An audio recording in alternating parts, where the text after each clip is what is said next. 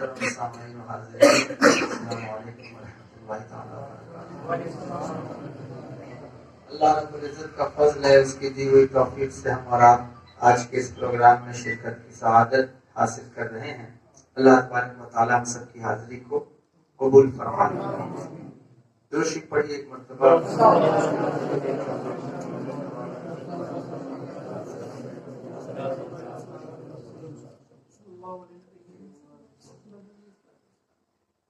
اس کا بے پناہ احسان ہے مالک کا کہ ہم اور آپ آج یہاں اکٹھا ہو گئے ہیں۔ چھوٹا سا گاؤں ہے گجوار، اور یہاں میں بہت دن سے آتا ہوں، میرے والد صاحب بھی یہاں آتے تھے، تو ایک زمانے سے یہاں آنا جانا میرے بچپن سے میرا خیال ہے کہ میں یہاں آ رہا ہوں، تو گجوار میں چونکہ لوگ کم ہیں اس لیے یہاں پروگرام زیادہ نہیں ہو پاتا، اور کبھی کبھی ہو بھی جاتا ہے، میں نہیں خالی رہتا، نہیں آ پاتا۔ سید مہدی صاحب کو میں نے ان سب علاقوں کے لیے نیوکت کیا ہے، کہیے کہ میں نے ان کو کہا ہے کہ گجوار ہے، مڑواس ہے، جتنا بیلٹ ہے ادھر کا سرئی وغیرہ تک جو ہے آپ دیکھیے، اور جو بھی لوگوں کی ضرورت ہے تبلیغ دین کے حوالے سے وہ ان کو پہنچائی جائے۔ اور کیوں نہیں، ہم سب کی ذمہ داری ہے، دین ہماری ضرورت ہے، ضرورت ہے یا نہیں ہے نا؟ جس طرح کھانا پینا اور دیگر بہت ساری چیزیں ہماری ضرورت ہوتی ہیں، دوا ہے، میڈیسنز ہیں، یہ ہماری ضرورت ہے، تو دین ان سب چیزوں سے زیادہ ضروری ہے، اہم ہے۔ کیوں ضروری ہے؟ ضروری اس لیے ہے کہ آج ہر انسان کو دیکھیے، کوئی بھی انسان ہو وہ کہیں نہ کہیں پریشان ہوتا ہے، ٹینشن میں ہوتا ہے، کسی کی عورت بیمار ہے، کسی کا بھائی بیمار ہے، پیسہ بہت ہے لیکن برکت نہیں ہے، سکون قلبی نہیں ہے، قلب میں سکون نہیں ہے، چین جو ہے وہ نہیں ہے انسان کو، اور وہ پریشان ہے۔ پہلے یہ بات شہر والوں کے لیے کہی جاتی تھی، جو لوگ ممبئی میں رہتے تھے، باہر رہتے تھے، ان کو کہا جاتا تھا کہ ان کے پاس پیسہ تو بہت ہے لیکن سکون نہیں ہے، دن بھر دوڑتے بھاگتے رہتے ہیں۔ گاؤں والے بہت سکون میں رہتے تھے۔ سکون میں کیوں رہتے تھے؟ کیونکہ گاؤں میں کرائم نہیں تھا، جرم نہیں تھا، گناہ کم تھا ان کے مقابلے میں۔ میں نہیں کہہ رہا ہوں کہ نہیں تھا، لیکن شہر والوں کے مقابلے میں گاؤں میں گناہ کم تھا، کیونکہ یہاں گناہ کے ذریعے کم تھے۔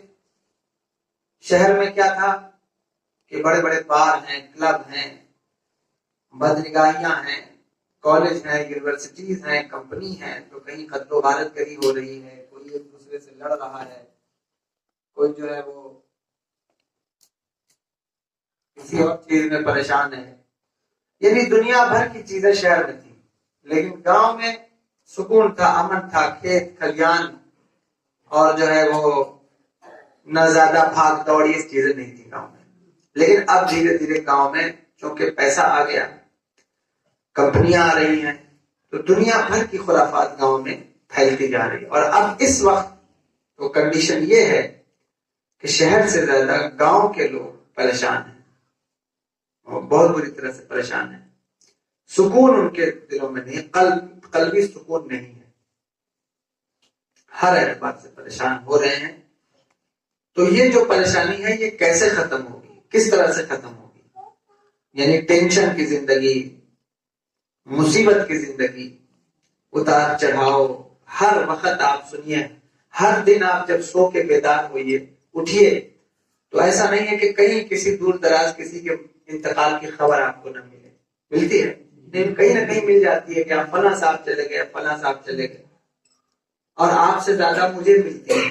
میں تو پر ڈے اٹھتا ہوں تو کسی نہ کسی کے انتقال کی خبر مجھے، اور اس سال کثرت سے لوگوں کا انتقال بھی ہوا، بہت کثرت سے انتقال ہوا۔ میں نے دیکھا بڑے بڑے میرے جاننے والے جن کو میں جانتا تھا، بہت سارے لوگوں کا انتقال ہو گیا، میں گنانے لگوں تو بہت لمبی فہرست بنے، اور بہت علماء کا بھی انتقال ہو گیا، بڑے بڑے علماء کا انتقال ہو گیا۔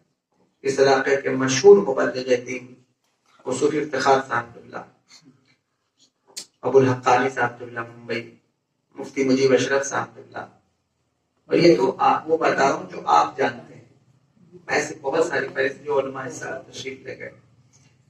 تو کثرت سے لوگ جا رہے ہیں اور بہت تیزی سے لوگ جو ہے وہ دنیا چھوڑ رہے ہیں. حضور نے ارشاد فرمایا تھا کہ ایک زمانہ ایسا آئے گا کہ علم دنیا سے اٹھ جائے گا. تو ایک صحابی تھے، انہوں نے عرض کیا رسول اللہ کیف یرفع العلم، علم کیسے دنیا سے اٹھ جائے گا؟ تو حضور نے کہا کہ بتاؤ یہودیوں اور نصرانیوں کے پاس سے علم کیسے اٹھا؟ وہ کتاب کو پڑھتے ہیں لیکن اس پر عمل نہیں کرتے. تو یہی کنڈیشن اخیر زمانے میں مسلمانوں کی ہو جائے گی. اب تو ہم بھی پڑھنے والے ہیں، پڑھتے تو ہم بھی، قرآن ہم نے بھی پڑھا ہے. جو بچے مدرسے سے نکل رہے ہیں وہ بھی قرآن پڑھ کے نکل رہے ہیں نا. ایسا تو نہیں کہ حفاظ کی تعداد کم ہو گئی، علماء کی تعداد کم ہو گئی، ایسا نہیں. ہر سال مدرسے سے بچے فارغ ہو رہے ہیں، بڑے بڑے ادارے ہر سال وجود میں آ رہے ہیں، کوئی نہ کوئی مدرسہ بن جا رہا ہے، کوئی بن جا رہا ہے. چندہ کرنے والے بھی آپ کے گاؤں میں آتے ہوں گے. تو مدرسوں کی کمی نہیں، پڑھنے والوں کی بھی کمی نہیں، لیکن پھر بھی علم دنیا سے اٹھ رہا ہے. کیوں اٹھ رہا ہے؟ کہ پڑھنے والے تو سب ہیں، عمل کرنے والے کم ہیں. اصل چیز پڑھنا تو ہے لیکن پڑھ کر عمل کرنا اصل بات ہے. کوئی بات ہمیں پتہ چل جائے تو ہم اس پر عمل کریں. اگر عمل نہیں کرتے تو پڑھنے سے کیا فائدہ؟ کوئی مطلب نہیں نکلے گا. تو تھوڑی بات سنیے، زیادہ مت سنیے، لیکن اس پر عمل کرنے کی کوشش کیجیے. ایک گاؤں میں ایک خطیب صاحب آئے، مقرر صاحب آئے تقریر کرنے. تو ان کو کہا گیا کہ ایک کسان تھا، اس نے کہا کہ اپنے دوست سے کہ آؤ ایک مولوی صاحب آئے ہیں تو ان کی بات سن لی جائے، تقریر سن لی جائے. اس نے کہا ٹھیک ہے چلیے. تو وہ ان کے ساتھ گیا بات سننے، تقریر سننے. تو مولوی صاحب بتا رہے تھے کہ پیشاب کی چھینٹوں سے بچنا کتنا ضروری ہے نا؟ پیشاب کی چھینٹوں سے بچنا کتنا ضروری ہے. اس کی وجہ سے قبر میں عذاب ہوتا ہے. بہت ساری چیزیں ایسی ہوتی ہیں جو آپ احتیاط نہیں کرتے لیکن اس کی وجہ سے آپ کی قبر میں عذاب ہوتا ہے. جیسے دوسروں کی برائی کرنا، غیبت کرنا، یعنی کوئی حاضر نہیں ہے اور اس کی برائی کرنا، اس منہ پر بھی نہیں کرنی چاہیے لیکن پیٹھ پیچھے اس کی برائی کرنا، یہ وہ چیزیں ہیں. چغلی کرنا، کسی کی بات لگائی بجھائی کرنا، ادھر سے ادھر کرنا، گاؤں میں بہت ہوتا ہے، بہت کرتے ہیں لوگ. فلاں کی بات فلاں سے کرتی، فلاں کی بات فلاں سے کرتی. یہ آپ کی نیکیوں کو کھا جاتا ہے، برباد کر دے گا آپ کو. آپ کو کیا ملے گا؟ 2 منٹ کے لیے سکون مل جاتا ہے کہ یار ہاں میرے دشمن کی برائی ہو رہی ہے، چلو میں بھی 2-3 بات اور آگے کر دیتا ہوں. یعنی کہ اتنی بات کسی کی ہو تو لوگ اس کو اتنا بنا کے پیش کرتے ہیں اور اگلے انسان کو ایسا نظریہ دے دیتے ہیں کہ اگر وہ اس سے نفرت نہ بھی کرتا ہو تو نفرت کرنے لگ جائے. اور آپ کو لگتا ہے کہ یہ معمولی بات ہے لیکن جب آپ قبر میں پہنچیں گے تو پتہ چلے گا کتنی خطرناک بات ہے، کتنی زبردست بات ہے کہ آپ اس کا اندازہ نہیں لگا سکتے. یہ غیبت کرنا، چغلی کرنا جو الگ الگ چیزیں ہیں لیکن ہے وہ اسی کی قبیل سے. تو یہ اس سے پرہیز کیجیے، اس سے بچیے. یہ بے سکونی جو پیدا ہوتی ہے نا، یہ غیبت سے پیدا ہوتی ہے، چغلی سے پیدا ہوتی ہے. آپ کو اطمینان نہیں رہے گا کسی بھائی پر، کسی مسلمان پر، کہ پتہ نہیں یہ میرے سامنے یہ بات کر رہا، میرے پیٹھ پیچھے جائے گا کیا بات کرے گا. اس کو نفاق بھی کہتے ہیں.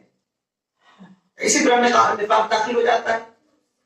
مسلمان کون ہوتا ہے؟ حضور نے فرمایا من سلم المسلمون من لسانه ويده. مسلمان وہ ہے جس کی زبان سے اور جس کے ہاتھ سے دوسرا مسلمان محفوظ رہے. جب تم کسی کو سلام کرتے ہو تو تم سلام کیوں کرتے ہو؟ سلام کا ایک مطلب یہ بھی ہوتا ہے کہ تمہیں میری طرف سے سلامتی ہے، یعنی امان ہے، میں تمہیں کوئی نقصان نہیں پہنچاؤں گا. تو جب تم یہ کہہ رہے ہو کہ میں نقصان نہیں پہنچاؤں گا، میری طرف سے تمہیں سلامتی ہے، امن ہے، امان ہے، تو پھر اس کو اس کے پیٹ کے پیچھے کیوں نقصان پہنچاتے؟ یہ نہ کیا. اس سے بہت بے سکونی پیدا ہو. 4 دن کی زندگی ہے، آپ کو یہاں سے چلے جانا ہے. وہی باتیں آپ کی یاد رہ جاتی ہیں. اگر آپ کا مزاج اچھا تھا، نیچر اچھا تھا، اخلاق اچھا تھا تو آپ کو ہمیشہ لوگ یاد کریں گے اچھے نیچر کے ساتھ، اچھے اخلاق کے ساتھ.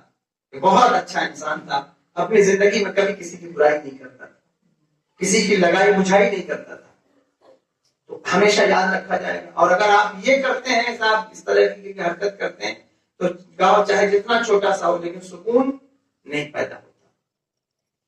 اس لیے آج میں آپ سے کہتا ہوں کہ اس بات کو اپنے اندر سے نکالے. اور یہ ایسا نہیں کہ صرف آپ کے اندر ہے, میرے اندر بھی ہو سکتا ہے یہ بات ہو. میں خود کی بھی اصلاح کر رہا ہوں کہ یہ بات ہوتی ہے انسان کے اندر, فطری تقاضا ہے کہ جب کسی کے دشمن کی برائی ہوتی ہے تو اس کو بڑا سکون ملتا ہے, بہت اچھا لگتا ہے کہ ہاں یار یہ میرا دشمن ہے, اس کی برائی ہو رہی ہے مسلمان لیکن برائی ہو رہی, بڑا مزہ آتا ہے, بہت اچھی بات ہے. یہ ختم کرنے کی ضرورت ہے. اس پر کوشش کریں گے, محنت کریں گے کہ نہیں ہم کو کسی مسلمان کی برائی نہیں سننی ہے, نہ کرنی ہے, تو گاؤں میں امن و شانتی پیدا ہوگی, سکون پیدا ہوگا. ایک چیز یہ لوگ جو بلڈ پریشر کی دوائیں کھاتے ہیں وہ اسی لیے آج کل کھاتے ہیں, اپنے وجہ سے نہیں کھاتے, وہ دوسروں کی وجہ سے کھاتے ہیں کہ میرا پڑوسی کیسے کامیاب ہو گیا, اس کی وجہ سے ٹینشن بھر بھر کے بلڈ پریشر ہائی ہو جاتا ہے. اگر یہ حسد نکل جائے, جیسے غیبت بات بتائی, اسی طرح حسد ایک بیماری ہے کہ حسد بھی ایسے ہی ہوتی ہے کہ فلاں کو یہ چیز کیسے مل گئی, مجھے کیوں نہیں ملی. تو بھائی تمہارے باپ نے تو نہیں دیا, وہ تو اللہ پاک نے دیا ہے, وہ تو اللہ نے دیا ہے, اور اللہ جانتا ہے کہ کس بندے کو کیا چیز عطا کرنی. ہر بندہ اگر یہ سوچنے لگے کہ فلاں کو یہ چیز مل گئی مجھے کیوں نہیں ملی, فلاں کو یہ چیز مل گئی مجھے کیوں نہیں ملی, اگر یہ چیز آنے لگے ذہن میں تو پھر تو انسان سکون سے نہیں رہ سکتا, آگے سے زندگی نہیں گزار سکتا, پریشانی رہے گا. کیونکہ ہر آدمی سے بڑا کوئی نہ کوئی ہے, پھر اس سے بڑا کوئی ہے, پھر اس سے بڑا کوئی ہے. اسی لیے حکم دیا گیا اپنے سے نیچے والوں کو دیکھیے, اپنے سے نیچے والوں کو دیکھیے. آپ کو جو زندگی میسر ہے, آپ کو جو لباس میسر ہے, آپ کو جو کھانا میسر ہے, دنیا میں ہزاروں لوگ, لاکھوں لوگ ایسے ہیں جن کو وہ بھی میسر نہیں, وہ چیز نہیں ہے ان کے پاس. ایک صاحب تھے تو انہوں نے کہا کہ وہ اللہ کا شکر ادا کر رہے تھے, چپل انہوں نے جو ہے وہ پھٹی ہوئی پہنی تھی, اس پر شکر ادا کر رہے تھے. تو کسی نے ان سے پوچھا کہ آپ چپل جو ہے وہ پھٹی ہوئی پہنے ہوئے ہیں, ٹوٹی ہوئی چپل ہے, دوسری چپل لے لیجیے. تو انہوں نے کہا میرے پاس تو چپل ہے, میرے پیچھے دیکھو جو آ رہا ہے اس کے پیر میں تو چپل ہی نہیں ہے, میرے پاس تو پھر بھی چپل ہے, اس کے پاس تو چپل ہی نہیں ہے, اور اس کے پیچھے جو آ رہا ہے اس کے پاس تو پیر ہی نہیں, وہ پہنے گا کہاں سے. تو اگر آپ یہ اس ترتیب سے دنیا کو دیکھتے ہیں تو آپ کو سکون میسر ہوتا ہے, خوشی میسر ہوتی ہے کہ نہیں اللہ نے مجھے بڑا عطا فرمایا, اور اللہ کا وعدہ ہے لئن شکرتم لازیدنکم, تم جتنا شکر کرو گے اللہ تم کو اتنا ہی زیادہ دے گا, اور جتنا شکوہ کرو گے, گلہ کرو گے, اس سے لڑائی کرو گے کہ میرا مولا اس کی رحمتوں سے لڑو کہ بھائی کیوں نہیں ملی, مجھے کیوں نہیں ملی, مجھے کیوں نہیں ملی, وہ ایسے نہیں ہوتا. حضور کی حدیث ہے پاک ہے, بلکہ حدیث قدسی ہے. اللہ کہتا ہے میرے بندے ایک تیری چاہت ہے, ایک میری چاہت ہے. کیا کہتا ہے؟ ایک تیری چاہت ہے, ایک میری چاہت ہے, ہوگا وہی جو میری چاہت ہے. تمہاری چاہت سے کچھ ہونے والا نہیں ہے, ایک تمہاری چاہت ہے, اس کی چاہت ہے. کہتا ہے ایک تیری چاہت ہے, ایک میری چاہت ہے, ہوگا وہی جو میری چاہت ہے. لیکن اگر تو اس بات پہ راضی ہو گیا جو میری چاہت ہے تو میں تجھے وہ بھی عطا کر دوں گا جو تیری چاہت ہے. اگر تو راضی ہو جائے اس بات پر جو میری چاہت ہے تو میں تجھے وہ بھی دے دوں گا جو تیری چاہت ہے. اور اگر تو لڑا اس بات پر جو میری چاہت ہے تو پھر ہوگا وہی جو میری چاہت ہے, وہ نہیں ہوگا جو تیری چاہت ہے, وہ چیز نہیں ہوگی. بہرحال تو یہ کہنے کا مطلب یہ ہے کہ اللہ نے جو چیز عطا فرمائی اس پر شکر کیجئے تو حسد دل سے نکل جاتا ہے, غائب ہو جاتا ہے. حسد خطرناک چیز ہے, یہ انسان کو برباد کر دیتا ہے, انسان کو پریشان کر دیتا ہے, نیکیوں کو کھا جاتا ہے اور بلڈ پریشر کو بڑھاتا ہے. یہ بھی یاد رکھیے گا, یہ فزیکل کچھ سمپٹمز اس کے بتا رہا ہوں کہ یہ بلڈ پریشر کو بڑھاتا ہے. حسد ڈپریس کرتا ہے انسان کو, ڈپریشن میں لے جاتا ہے. دنیا کی سب سے خطرناک بیماری اس وقت ڈپریشن ہے. اکثر بندوں کو ڈپریشن ہو جاتا ہے. ڈپریشن کیوں ہوتا ہے؟ انفیرٹی, اور یہ کمپلیکس ہو جاتا ہے انسان کو, یعنی اپنے آپ کو وہ حقیق سمجھنے لگتا ہے کہ نہیں یار مجھے تو کچھ نہیں ملا, مجھے کچھ نہیں ملا, اس کو کیسے مل گیا, اس کو کیسے مل گیا. تو یہ اس چیز سے بچیے. کوشش کیجئے کہ حسد کسی کے بارے میں آپ کے دل میں نہ رہے. اور یہ حسد سے, غیبت سے تیسری چیز اتپن ہوتی ہے, وہ کیا ہے؟ غصہ, جلال. یہ چیز کس سے پیدا ہوتی ہے؟ جب کوئی حسد کرے گا, ناشکری کرے گا, جو ہے وہ کسی کی غیبت کرے گا, چغلی کرے گا, تو ظاہر بات ہے کہ روح جو ہے وہ جھجلا جائے گی کہ یہ تو کیا کر رہا ہے, اللہ نے تجھے اس لیے تو پیدا نہیں کیا. تو اپنے آپ کیفیت میں ایک چڑچڑا پن, غصہ پیدا ہو جاتا ہے. اور پھر وہ غصہ کس پر نکلے گا؟ کہاں نکلتا ہے؟ کبھی بچوں پہ نکلے گا, بیوی پہ نکلے گا, بلا وجہ خاندان والوں پہ نکلے گا، اور کچھ لوگ تو مسجد کے اماموں پہ بھی نکالنے لگتے ہیں، مدرسے کے مدرس پہ بھی نکالنے لگتے ہیں، یعنی ذاتی غصہ ایسا کرتے ہیں۔ اور جلال بہت آتا ہے، نوجوانوں کو خاص طور پہ غصہ آتا ہے، خون گرم ہوتا ہے تو بڑے غصے آتے ہیں، اور پھر وہ غصے میں نہ جانے کیا کچھ ہو جاتا ہے۔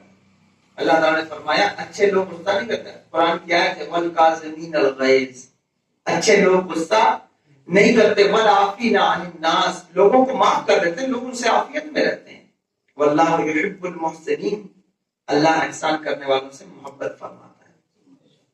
تو غصہ نہ کیا کریے، اور جس کو بہت غصہ آتا ہے، کچھ تو نوجوان ایسے ہوتے ہیں، کچھ بڑے بھی ایسے ہوتے ہیں کہ اتنا غصہ آتا ہے کہ آپ سے باہر ہو جاتے ہیں، جلال میں کچھ سمجھ میں نہیں آتا کہ ہمیں کیا کرنا ہے، جو مرضی آئے وہ کر گزرتے ہیں، جو دماغ میں آ جائے وہ کر گزرتے ہیں۔ اور کچھ لوگ تو یہ بھی کہتے ہیں کہ حضرت ہم کو غصہ آتا ہے تو پھر کچھ سمجھ میں ہم کو نہیں آتا۔ غصے کیفیت میں بہت سارے ایسے نوجوان ہیں، غصہ آ گیا ہم قابو میں نہیں رہتے، پھر تو دماغ ہمارا خراب ہو گیا تو خراب ہو گیا، یعنی جلال آ گیا تو آ گیا۔ یہ بھی کبھی سوچا کرو کہ تمہیں اتنا جلال آتا ہے، وہ تو رب ذوالجلال ہے، اسے بھی تو جلال آتا ہے، وہ کتنا اس کے جلال کا عالم کیا ہوگا۔ تمہارے مزاج کے مطابق کوئی نہ کرے تو تمہیں اتنا جلال آتا ہے کہ بچے نے میری بات نہیں مانی، بیوی نے میری بات نہیں مانی، رشتہ دار نے میری بات نہیں مانی، مجھے جھٹلا دیا، میرے ساتھ یہ کیا یہ کیا یہ کیا، بڑا غصہ مجھے آیا، شادی میں میرے مطابق کام نہیں ہوا، تقریر میں میرے مطابق کام نہیں ہوا، میرے من پسند گاڑی نہیں ملی، میرے من پسند دلہن نہیں ملی، تو اتنا غصہ آ رہا ہے۔ یعنی تمہاری بات کوئی نہ مانے تو تمہیں اتنا غصہ آتا ہے۔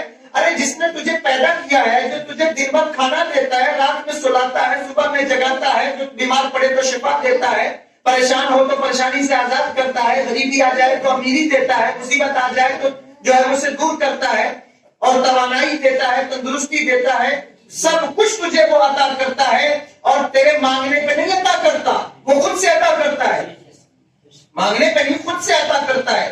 فجر کی نماز تو نے نہیں پڑھی، لیکن تو اٹھا تو نے ناشتہ رب نے دیا، یا رب نے ناشتہ تجھے دیا یا نہیں دیا، دوپہر میں کھانا تمہیں دیا یا نہیں دیا، کپڑے پہننے کے لیے کپڑے دیے یا نہیں دیے، یہ کون دیتا ہے؟ اللہ تبارک و تعالیٰ دیتا ہے۔ اور یہ سب چیزیں تو الگ ہے، تم جو سانس لیتے ہو، یہ ہوا کا آکسیجن کا نظام بھی تو وہی دیتا ہے، پیاس لگتی ہے پانی کے لیے، پانی بھی تو وہی دیتا ہے، اور پانی دے بھی دے تو بھی چاہے تو پیاس نہ بجھے، وہ پیاس بجھاتا بھی تمہاری ہے، بھوک مٹاتا بھی ہے وہ تمہاری، وہ تمہیں تمام تر سہولتیں عطا فرماتا ہے، اتنا خیال وہ تمہارا رکھتا ہے، اتنا خیال رکھتا ہے، پڑیا ہو جائے، پھنسی ہو جائے، زخم ہو جائے، اسے سکھاتا کون ہے؟ وہی سکھا دیتا ہے، وہی اس کو شفا دے دیتا ہے، اس کے احسان مانو۔ تو تمہاری بات کوئی نہ مانے، تم بیوی کو 2 وقت کا کھانا دیتے ہو، وہ بات نہ مانے تو تم اس پہ ہاتھ اٹھا دیتے ہو، اور تم سوچو کہ تم نے اپنے رب کی کتنی بات مانی ہے، اگر وہ اپنی رحمت کا ہاتھ اٹھا لے تو پھر تمہارا کیا بنے گا؟ تمہارا سارا جلال رکھا رہ جائے گا، سارا ایگو وہ ختم ہو جائے گا، سیکنڈ نہیں لگیں گے۔ اس لیے جلال نہ کیا کرو، غصہ نہ کیا کرو، خاص طور پر اپنی عورتوں پر غصہ نہ کیا کریے، بیویوں پر۔ اچھا لوگ غصہ بھی عجیب چیز پر کرتے ہیں، غصہ چلیے کرنا ہے تو ایک انسان کو غصہ آتا ہے کوئی بے دینی پر، شریعت کے خلاف کام کرنے پر، لیکن ایک غصہ آتا ہے ذاتی چیز کے لیے۔ بیوی نماز کبھی نہیں پڑھتی، اس چیز پر تمہیں کبھی غصہ نہیں آتا؟ بیوی کبھی روزہ نہیں رکھتی، اس چیز پر غصہ نہیں آتا؟ غصہ آتا ہے کہ نمک کیوں زیادہ ڈالا، تیل کیوں زیادہ ڈالا، ان چیزوں پر غصہ آتا ہے لوگوں کو۔ نہیں، اپنے غصے کو سنبھال کر رکھیے، اسے کنٹرول میں رکھیے۔ یہ انہی سب گناہوں کی وجہ سے یہ چڑچڑاپن پیدا ہوتا ہے، پھر گھر خراب ہوتا ہے، پھر معاشرہ خراب ہو جاتا ہے، سماج خراب ہو جاتا ہے، پورا گاؤں خراب ہو جاتا ہے۔ گاؤں کو اچھا بنانے کے لیے 3-4 فارمولے میں آپ کو بتا رہا ہوں، پورا گاؤں اچھا بہتر ہو جائے گا۔ پہلی چیز ہے کسی کی برائی نہ کریں، غیبت جس کو کہتے ہیں، یہ چیز نہ کریں، کبھی نہ کریں۔ دوسری چیز ہے حسد نہ کریں، یعنی دل میں کڑن نہ کریں کہ اللہ نے اس کو کیوں اتنا دے دیا، مجھے کیوں نہیں، اس نے دیا ہے، وہ تمہارا بھی رب ہے، اس کا بھی رب ہے، وہ جب چاہے گا تجھے دے گا، اس نے چاہا اس کو دیا، تو اس پر حسد نہ کرو۔ تیسری چیز غصہ، یہ زبان سے ہوتا ہے، زبان کو سنبھالنا بہت ضروری ہے کہ زبان کو سنبھال کر رکھیے کہ زبان نہ بھٹک جائے۔ یہ زبان بڑی خطرناک چیز ہے، اس لیے اللہ نے 32 دانتوں کے بیچ میں اسے رکھا ہے، شکنجے میں کس کے۔ دو جھگڑوں کے درمیان اسے سنبھال کے رکھا ہے. یہ بڑی خطرناک ہو. اور جب یہ چلتی ہے تو فتنے پیدا کر دیتی ہے. زبان سے ہوتا ہے. منہ میں جو آیا وقت دیا, بول دیا, کسی کو برا کہہ دیا, کسی کو اچھا کہہ دیا, کسی کو خراب کہہ دیا, کچھ کہہ دیا, کسی کے بارے میں کچھ کہہ دیا. تو زبان پہ کنٹرول, اسی زبان سے جملہ نکلتا ہے, دل ٹوٹ جاتا ہے, زندگی بھر کبھی دل جوڑ نہیں پاتے. زبان سے جملہ نکل جائے, طلاق کا رشتہ ٹوٹ جائے, پھر جوڑ نہیں پاتا. جو بہت ساری چیزیں زبان سے ہوتی ہیں. کلمہ کفر نکل جائے, ایمان چلا جاتا ہے. ہوتا ہے کہ نہیں ہوتا؟ اس زبان کو کنٹرول میں رکھنا چاہیے, کوشش کرنی چاہیے کہ اس کو کنٹرول میں رکھا جائے. بلکہ بزرگ فرماتے ہیں کہ جب صبح ہوتی ہے تو صبح بدن کے سارے اعضاء یعنی ہاتھ, پیر, آنکھ, ناک, یہ سب زبان کے سامنے ہاتھ جوڑ کے کھڑے ہو جاتے ہیں اور کہتے ہیں کہ محترمہ آپ سنبھل کے رہیے گا, کیونکہ چلتی آپ ہیں اور تکلیفیں ہم کو اٹھانی پڑتی ہیں. زبان چلے گی اور اس کے نقصان پورے بدن کو اٹھانا پڑتا ہے. اس لیے زبان کو کنٹرول میں رکھنا بہت ضروری ہے. جب بولیے تو سمجھ کر بولیے کہ ہم کیا بول رہے ہیں, کیا کہہ رہے ہیں, کیا بات کر رہے ہیں. ایسی بات مت کرو جس سے کسی کا دل دکھ جائے, کوئی مبتلا ہو جائے پریشانی میں, کسی کو غم ہو جائے, کسی کو جو ہے تکلیف ہو جائے. یہ اچھی بات ہے. اچھا گاؤں بنانے کے لیے ضروری ہے کہ زبان کو کنٹرول. پہلے لوگ اچھا بولتے تھے, میٹھا بولتے تھے, لیکن اب لوگوں میں بدگمانی بھری ہوتی ہے اور لوگ وہ اس طریقے کی بات کرتے ہیں. تو یہ بات ہو گئی. تیسری بات سمجھ میں آ رہی بات ہے. تو غصے کو کنٹرول میں رکھیے, حسد مت کریے, جلن مت کریے, کسی کی غیبت مت کریے. زبان کو سنبھال کر چلائیے. اگر اتنا کام کریں گے, یہ بیسک چیزیں جو میں آپ کو بتا رہا ہوں. نماز پڑھنا, روزہ رکھنا, یہ عبادت کے کام ہیں اور بلا شبہ مسلمانوں پر فرض ہے. لیکن اگر کوئی انسان نماز بھی پڑھے اور جو ہے وہ غیبت بھی کرے تو کیا فائدہ نماز پڑھنے کا؟ نماز بھی پڑھتا ہے, اخلاق بھی, نمازی ہے. لیکن بہت سارے نمازی ہیں جن کا سچ بولتا ہوں, کسی کو اچھا لگے چاہے برا لگے. ہماری بات حضرت کڑوی ہوتی ہے. میں کہتا ہوں کیوں کڑوی ہوتی ہے؟ میں سچ بولتا ہوں. مگر یہ فارمولا کس نے دیا کہ حق بات جو ہے وہ کڑوی ہوتی ہے؟ میں نہیں مانتا حق بات کڑوی ہوتی ہے. میں یہ فارمولا نہیں مانتا کہ حق بات کڑوی ہوتی ہے. اگر یہ بات ہے تو مجھے بتاؤ دنیا میں میرے نبی سے زیادہ سچا کون ہے اور میرے نبی سے زیادہ میٹھی زبان کس کی ہے؟ حضور سچ بھی بولتے ہیں, میٹھا بھی بولتے ہیں. تمہاری زبان میں کیا ہوا کہ تم سچ بولتے ہو تو کڑوا لگتا ہے؟ ایسا ہو نہیں سکتا. سچ بولنے کا طریقہ سیکھو کہ سچ بولا کیسے جاتا ہے, سچ بولنے کا انداز کیا ہے, یہ طریقہ سیکھیے. یہ کب سیکھیں گے؟ سچ بھی بولو اور میٹھا بھی بولو.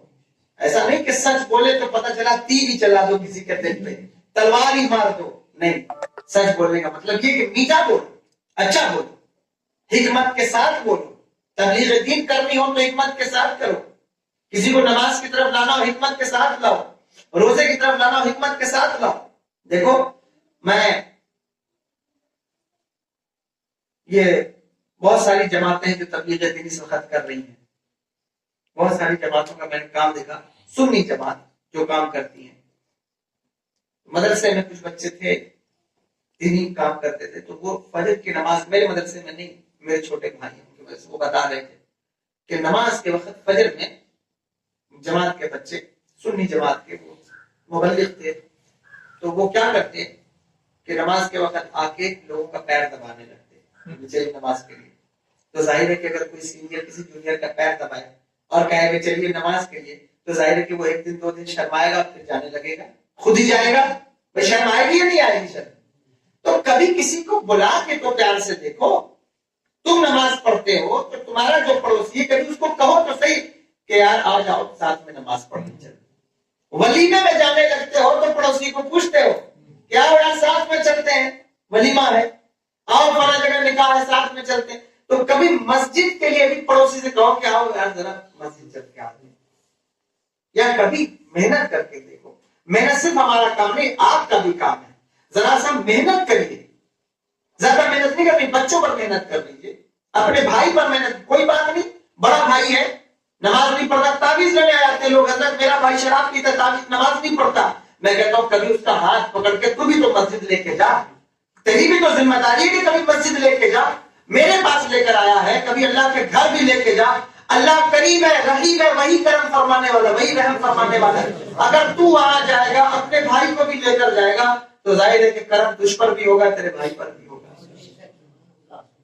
تو یہ محنت کرنی ہے، کوشش کرنی ہے، تو انشاءاللہ ایک اچھا معاشرہ بنے گا، ایک اچھا ماحول پیدا ہوگا. لیکن وہی بات یہ دے کر کہ ہمیں احساس ہونا چاہیے کہ ہمیں دین کی ضرورت ہے. اگر ضرورت نہیں ہے دین کی، آپ اس بات کو سمجھتے ہیں تو آپ غلطی پر ہیں. آپ کو سب سے زیادہ ضرورت دین کی ہے. بتائیے، ہر انسان چاہتا ہے کہ اس کا بچہ نیک ہو، چاہتا ہے نہیں چاہتا؟ چاہتا ہے. اچھا ٹھیک ہے، ہر انسان چاہتا ہے میرا بچہ انجینئر ہو، ڈاکٹر ہو، فلسفی ہو، بڑا اسکالر بن جائے، پروفیسر بن جائے، کچھ بن جائے، بزنس مین بن جائے. لیکن اس کے ساتھ ساتھ ایک جو بیسک چیز اس کے دل میں خواہش ہوتی ہے، وہ کیا ہوتی ہے؟ ایک باپ کے دل میں ایک بچے سے جو ایکسپیکٹیشنز ہوتی ہیں، وہ کیا ہوتی ہیں؟ کہ میرا بچہ میری عزت کرنے والا بنے. ہوتا یا نہیں ہوتا؟ انجینئر بعد میں بنے، ڈاکٹر بعد میں بنے، حافظ بعد میں بنے، مولانا بعد میں بنے، میری عزت کرنے والا بنے. ماں باپ کی عزت تو کرے. اب آپ مجھے بتائیے کہ یہ ماں باپ کی عزت سکھاتا کون ہے؟ آپ کے یہاں اسکول میں، جتنے اسکول ہو یہاں جہاں بھی اسکول ہے، اسکول کے سلیبس میں سے کوئی ایک کتاب دکھائیے، کوئی ایک چیپٹر دکھائیے جو ماں باپ کی فضیلت پر ہے. یہ بتایا جاتا ہو کہ ماں کی خدمت کرنے سے یہ ثواب ملے گا، باپ کی خدمت کرنے سے یہ ثواب ملے گا. کوئی چیپٹر دکھاؤ مجھے. نہیں دکھا سکتے، وہ نہیں کر سکتے. تو اس لیے اپنے بچوں کو دین کا پڑھانا بہت ضروری ہے کہ انہیں دین کی تعلیم دے. گجوال سے کتنے بچے مدرسے میں پڑھتے ہیں؟ باہر کوئی مدرسے میں گیا کہ نہیں گیا؟ اور کیا؟ اچھا، اس کو میں یاد کر یہ پڑھتا تھا میرے مدرسے میں. اس کے علاوہ جو بھی بچے ہیں، جو بھی بچے ہیں ان کو، جو اچھے ذہین بچے ہیں ان کو باہر کے مدرسے، باہر کیا بھیجیں گے؟ دارالعلوم دیوسر بھیجیے. دیوسر کا مدرسہ ہے، اچھی تعلیم ہے. آپ وہاں بھیجیے جو یہاں پڑھ لیں، مکتب میں یہاں پڑھ لیں، جو ان کا نازلہ ہے پڑھ لیں، یا جیسا بھی اس کو آپ باہر بھیجیے کہ وہ تعلیم حاصل کر لیں. اور بلا شبہ بچوں کو ڈاکٹر بنانا، انجینئر بنانا، اچھی تعلیم، اصلی علوم دینا ضروری ہے، میں یہ نہیں کہتا ہوں، لیکن انہیں دین داری دینا اور دین کی بات سکھانا یہ نہایت ضروری کام ہے. وقت زیادہ ہو رہا ہے. بات اب یہ کر رہا تھا کہ جو سنیے اس پر عمل کریے. وہ بزرگ تھے، بات کیا بیان کر رہا تھا کہ وہ بزرگ تھے، وہ ایک مولوی صاحب تقریر کے لیے آئے تو ایک دوست نے اپنے دوست سے کہا کہ آؤ ذرا تقریر سن کے آتے ہیں. جیسے آج آپ آئے تو آپ کسی ایک کو ساتھ میں لے کے آ سکتے تھے کہ آپ چلو آج حضرت آئے ہیں تو چلو میں، حالانکہ بہت لوگ ہیں ماشاءاللہ، لیکن کسی کو کہہ چلیے میرے ساتھ تم بھی چلو، آج حضرت آئے ہیں تقریر سنیں گے، تھوڑی دیر بیٹھیں گے. تو ویسے ہی اس نے کہا کہ چلیے میرے دوست چلو آج ایک مولوی صاحب آئے تقریر سنیں گے. وہ گیا تقریر سننے تو مولوی صاحب کیا بتا رہے تھے؟ پیشاب کی چھینٹوں سے بچنا کتنا ضروری ہے، غیبت سے بچنا کتنا ضروری ہے، اس تنزل بال کا مسئلہ بتا رہے تھے. تو بتا رہے تھے کہ دیکھو جب پہلے کے بزرگ ہوتے تھے وہ اتنا احتیاط کرتے تھے کہ اپنے ساتھ سفر میں ریت لے کے چلتے تھے. ریت ایک جھولے میں تھوڑی سی ریت لے کے چلتے تھے. کیوں چلتے تھے؟ میں نے خود بھی دیکھا اپنے بزرگوں کو جو ہمارے خاندان میں، تو میں نے دیکھا کہ یہ ریت کیوں رکھتے ہیں، مجھے نہیں پتا تھا پہلے، بعد میں جب میں نے پڑھا تو پتا چلا کہ اچھا. تو وہ اس لیے رکھتے تھے کہ کہیں سفر میں راستے میں پہلے اتنے کمپلیکس نہیں ہوتے تھے، جگہ جگہ شوچالے نہیں بنے ہوتے تھے، تو اگر کسی کو استنجا کرنا ہو تو زمین سخت ہوتی ہے، تو جب آپ پیشاب کرتے ہیں تو چھینٹیں اڑ کے پڑ جاتی ہیں. تو پہلے ریت کو بچھا دیتے تھے، پھر اس کے بعد وہ استنجا کرتے تھے تاکہ چھینٹ سے بچنے کے لیے. یہ احتیاط تھی ان کی. اب یہ بھی سمجھنے والی بات ہے کہ ہمارے نوجوان غور کریں. جو نوجوان پیشاب کرنے کے لیے بیٹھ نہیں سکتا، آپ سوچیں وہ سوچتا ہے کھڑے کھڑے ہی سارا کام ہو جائے، کھڑے کھڑے ہی سارا کام ہو جائے، یعنی بیٹھنا ہی نہ پڑے. وہ تو اچھا ہے کہ جب لوگ ٹوائلٹ میں جاتے ہیں 2 نمبر کے لیے تو وہاں کم سے کم بیٹھ جاتے ہیں. میں یہ سوچتا ہوں کبھی کبھی کہیں ایسا نہ ہو کہ بھوشیہ میں اس کا بھی کوئی کلچر آ جائے کہ شاید بیٹھنا نہ پڑے، بنا بیٹھے یہ بھی ہو جائے کام. کیا فرق ہے جانور کے اور انسان میں؟ اللہ نے فرق پیدا فرمایا ہے. اور ویسے بھی جو لوگ میری بات یہاں سن رہے ہیں یا جہاں کہیں بھی اس وقت سن رہے ہیں، یا اب سن رہے ہیں، تو ان سے میں کہہ رہا ہوں کہ یار آپ خود ہی غور کریے. آپ دین کی بات نہیں مانتے تو سائنٹیفک اعتبار سے تو سمجھیے، غور کریے. یہ کھڑے ہو کے پیشاب کرنا کتنا مضر ہے آپ کے لیے، کتنی خطرناک بات ہے. تو اب آج جو لوگ بات مانتے ہیں ان سے میں کہوں گا کہ سائنس کی بات سمجھ کے نہ ماننا. اگر مسلمان ہو تو حضور کی سنت سمجھ کے اس کو ماننا، تاکہ اللہ تمہیں شفا کے ساتھ جو ہے وہ ثواب بھی عطا فرمائے. تو اس لیے اب وہ رکھتے تھے ریت، تو انہوں نے بیان کیا کہ ریت ساتھ میں آپ لوگ لے کے چلا کریے. بیان کر رہے تھے کہ ریت ساتھ میں لے کر چلیے، جہاں حاجت ہو تو اس کو بچا کے. تو وہ سن کر واپس آئے. جب واپس آئے تو 2-3 مہینے کے بعد پھر ایک مولوی صاحب آئے تقریر کرنے کے لیے. تو ان کا دوست پھر آیا. اس نے کہا حضرت چلو میرے دوست آج پھر ایک مولوی صاحب آئے ہیں تقریر کرنے.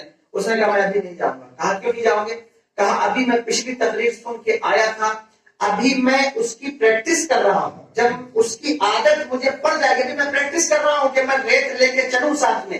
جب ایک مسئلے پر عمل کر لوں گا تب میں دوسرا مسئلہ سنوں گا، تاکہ پھر اس پر عمل کروں. یعنی تب میں سنوں گا، اس کو بھی پہلے اس کی عادت تو پڑ جائے. اور ہمارے یہاں کلچر کیا ہے، سنتے جاؤ. سید عادل رضا قادری ڈالا یوٹیوب پہ، یا کوئی خطیب کا نام ڈالا، سنتے جائیے. یہ تقریر اچھی نہیں، اس کے بعد یہ تقریر زیادہ اچھی ہے، یہ زیادہ اچھی ہے. بس اس کو سنتے گئے. عمل کی توفیق نہیں ہوتی. سننا کام نہیں دیتا، سن کر عمل کرنا کام دیتا. سننا کام نہیں، تو سن کر عمل کرنا بہت ضروری ہے. ایک صاحب ہمارے پاس آئے، کہنے لگے حضرت میرے بیٹی کے تعویذ دے دیجیے، میری بات نہیں سنتا. تو میں نے کہا کیا بہرا پیدا ہوا ہے؟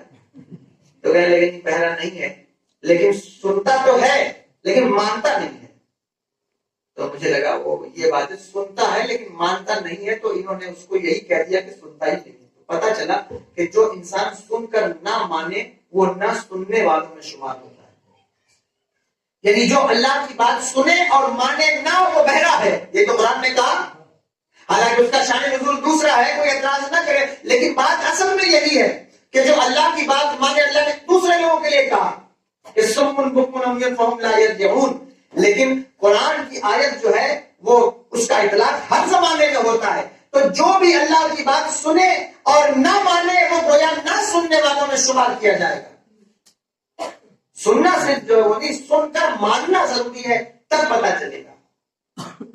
کسی سے آپ کہیے کہ ایک گلاس پانی لے آؤ، اس نے کہا کہ ٹھیک ہے ضرور، لیکن کھڑا رہے نہیں. پھر میں نے کہا پانی لے آؤ، اب وہ پھر سن لیا. کہا جی سن لیا میں نے، کھڑا رہے. تو بتائیے مجھے غصہ آئے گا یا نہیں آئے گا کہ بات سن رہا ہے عمل نہیں کر رہا. تو ہماری کنڈیشن یہ ہے، سن تو رہے، ہر مجلس میں آ رہے، جلسے میں آ رہے، پروگرام میں آ رہے، یوٹیوب پہ سن رہے، سوشل میڈیا پہ سن رہے، لیکن سن کر عمل نہیں کر رہے. اتنا سنو لیکن عمل کرو، جو بات بتائی جائے اس پر عمل کریے. اگر آپ یہ کریں گے تو اللہ اس کی برکت آپ کو ضرور عطا فرمائے گا، اور انشاءاللہ کریں گے. اچھا ایک اور بات، خود بھی عمل کریے اور اپنی عورتوں کو بھی عمل کروائیے. نماز کا خاص خیال رکھیے. جہاں نماز ہوتی ہے وہاں حیا ہوتی ہے. جہاں نماز ہوتی ہے وہاں بدکاریوں سے اجتناب ہوتا ہے. جہاں نماز ہوتی ہے وہاں بہت ساری چیزیں ختم ہو جاتی ہیں. اس لیے وہاں نماز پڑھیے، اور عورتوں کو بالخصوص میں کہوں گا کہ نماز کا اہتمام کریں. تمہاری زندگی اللہ نے تمہیں پیدا فرمایا ہے، صرف اس لیے نہیں پیدا فرمایا کہ صرف آپ کھانا بنائیے، برتن مانجیے اور ساری چیزیں چھوڑ. نہیں، اللہ نے آپ کے اوپر بھی احکام دین نافذ فرمائے ہیں. نماز پڑھنا، روزہ رکھنا، تلاوت کرنا، عبادت کرنا، یہ ساری چیزیں انسان کے لیے بڑی ہی اہمیتوں کی حامل ہیں. اگر آپ نہیں کرتی تو پھر آپ کو اس کا جواب دینا ہوگا. اور ایک بات اور، آخری بات میں کہہ دیتا ہوں کہ ایک عورت 4 مردوں کو جہنم میں لے کے جائے گی. اس لیے مرد کوشش کر کے اپنی عورتوں کو نماز کی رغبت دلائیں. نماز کی، روزے کی، قرآن پاک کی تلاوت کی، یہ ساری چیزوں. کیونکہ عورت کو جب جہنم میں بھیجا جائے گا تو وہ کہے گی کہ یہ میرا شوہر تھا، میں اس کی سب بات مانتی تھی، اس نے مجھ سے کبھی کہا ہی نہیں نماز پڑھنے کے لیے. تو پھر اس کے ساتھ شوہر بھی جائے گا. اور باپ سے کہے گی کہ میرا باپ تھا، اس نے کبھی مجھے نماز کے لیے نہیں کہا، تو باپ بھی جائے گا. پردے کے لیے نہیں کہا. بہن ہے تو بھائی کے لیے کہے گی کہ میرا بھائی تھا، اس کی بڑی خیرت جام جاتی تھی اگر مجھے کسی سے فون پر بات کرتے ہوئے دیکھ لیں، لیکن اس نے کبھی مجھے روزے کے لیے نہیں کہا، کبھی نماز کے لیے نہیں کہا، کبھی پردے کے لیے نہیں کہا. تو بھائی بھی جائے گا. اور پھر بیٹا، ماں اپنے بیٹے کے بارے میں استغاثہ کرے گی کہ یہ میرا بیٹا تھا، ہر بات مجھ سے بنوا لیتا تھا، لیکن اس نے کبھی نہیں کہا کہ ماں تیری عمر ہو گئی ہے، تو مرنے والی ہے، نماز تو پڑھ لیا کر، ذرا اپنے قبر کا انتظام تو کر لے۔ آج جو لوگ چلے جاتے ہیں، مجھے بتاؤ کتنے بیٹے ایسے ہیں، کتنے لوگ ایسے ہیں جو ان کو یاد رکھتے ہیں، تیجا ہوا 10واں ہوا 40واں سال گزرا، لوگ فراموش کر دیتے ہیں۔ کتنے بیٹے ایسے ہیں جو اپنے ماں باپ کو روز اِسالے ثواب کرتے ہیں؟ مجھے بتائیے، لوگوں کو بلا کر، علماء کو بلا کر میلاد کر لینا، محفل کر لینا، یہ ایک الگ بات ہے، اور ماں باپ کے لیے روز کچھ پڑھ کر اِسالے ثواب کرنا یہ ایک الگ بات ہے۔ تو کتنے بیٹے ایسے ہیں مجھے بتائیں؟ آپ کو نہیں ملیں گے، ملیں، میں یہ نہیں کہتا ہوں گے، لیکن بہت سارے لوگ ایسے جن کو خیال نہیں میرے ماں باپ گزر گئے، مجھے کچھ ان کے لیے کرنا ہے، کچھ اِسالے ثواب کرنا ہے۔ یہ تو اس وقت کا دور ہے، آنے والا دور اس سے بھی خطرناک ہے۔ کوئی تمہاری قبروں کو دیکھنے بھی نہیں جائے گا، دو لفظ کوئی پڑھنے کے لیے بھی نہیں جائے گا۔ اپنا انتظام خود کرو، خود اپنا انتظام کرو۔ تمہیں اللہ نے زندگی دی ہے، جن بچوں کے لیے، جن بیوی کے لیے، بچیوں کے لیے تم زندگی کو لگا رہے ہو، عبادت ترک کر رہے ہو۔ لوگ نماز نہیں پڑھتے، کیوں نہیں پڑھتے؟ بزنس کرتے ہیں، اگر ٹائم نہیں ملتا۔ بزنس کس کے لیے کرتے ہو؟ بچوں کے لیے کرتے ہیں۔ یہی بچے تمہیں قبر میں دفنا کر آئیں گے تو پلٹ کر دیکھیں گے بھی نہیں تمہاری طرف۔ حضور نے کیا کہا؟ من شر الناس، دنیا کا سب سے خراب انسان وہ ہے جو دوسروں کی دنیا بنانے کے لیے اپنی آخرت تباہ کرتا ہے۔ بلا شبہ بچوں کے لیے کماؤ، بیوی کے لیے کماؤ، سہولت پرووائڈ کرو، لیکن اس کا یہ مطلب نہیں ہے کہ تم اپنی آخرت کو خراب کر دو، نماز ہی نہ پڑھو، روزہ ہی نہیں رکھو۔ روزہ کا دن آتا ہے رمضان کا، تو لوگ کہتے ہیں رمضان روزہ نہیں رکھ پاتے، کیوں نہیں رکھ پاتے؟ بڑی محنت کا کام ہے، تو چھوڑ دو ایک مہینہ کام۔